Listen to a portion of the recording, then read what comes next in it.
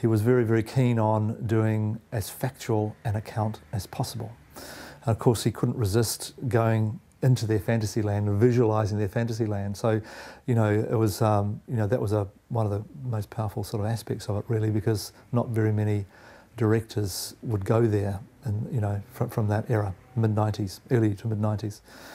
So, you know, it was yeah, it was just good to be able to talk to the people who are actually there with the girls at their school, to describe the way that they went to school and what they did at school, to describe the houses at the time.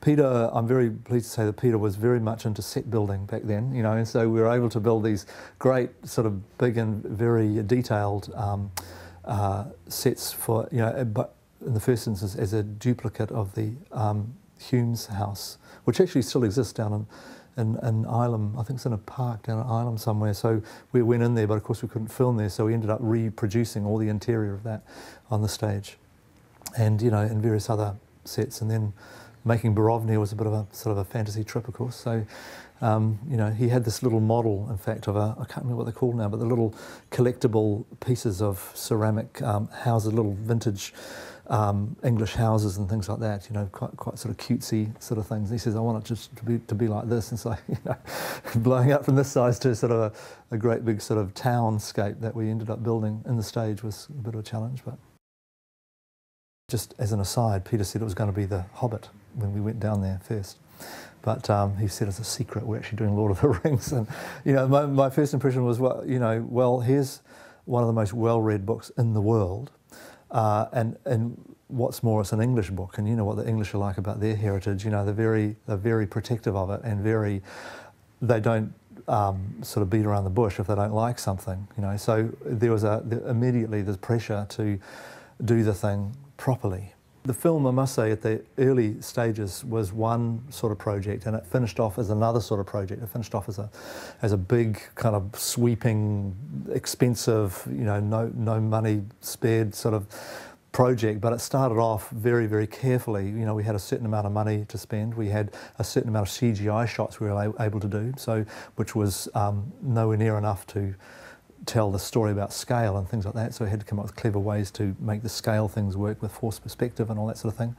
But you know, it was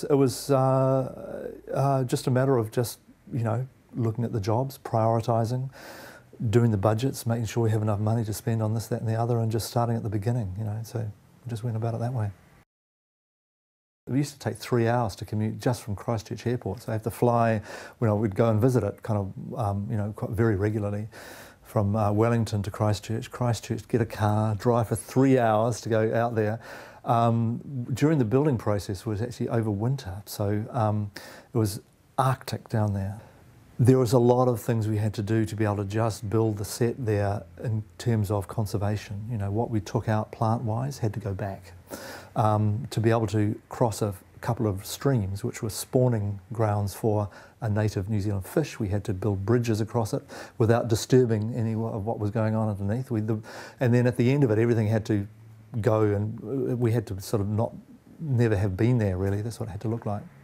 But there was also a lot of pressure not to even go there and build it there, but to build it on the back lot and surround it with blue screen or green screen and just put a virtual environment around it. But, you know, thankfully for Peter, he was very much into the sort of Fritz Coraldo thing about being there. There's something about being there that brought a lot of sort of chemistry to the place, I think, you know, and I think it really worked at the end, you know, to get these big sweeping helicopter shots and things, and the beautiful sort of structures that were on top of this fantastic location, you know, all together. It was pretty good.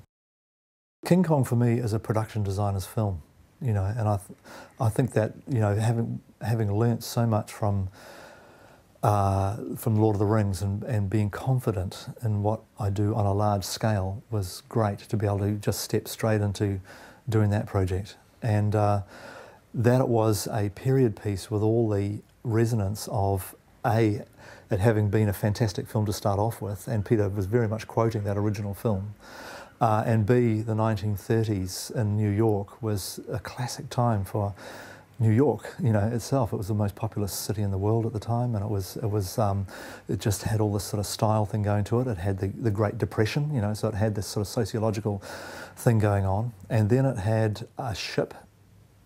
So I had to design a ship, the Venture, and of course Skull Island itself, which with all this quirky kind of you know, just this small island with a lot of big dinosaurs and big things on it. Why is it like that? You know, I had to sort of invent in our own minds a sort of a backstory about why it's such a violent, competitive place with such vicious big dinosaurs on it. So you know, coming up with all these ideas for that affected the design of the landscape a lot. This cracked, broken, sort of drowning landscape. You know, so all that collectively was a great challenge. And then, of course, Peter was adamant that Skull Island as a forest, as a piece of landscape, didn't exist in New Zealand. So we were going to have to build a thing on the stage. So the whole film, apart from one location, the Civic here in Auckland, Civic Theatre in Auckland, everything else was shot on the back lot and in the studio. So as a feature film, very big sets, very big environments to make from the ground up. It's fantastic.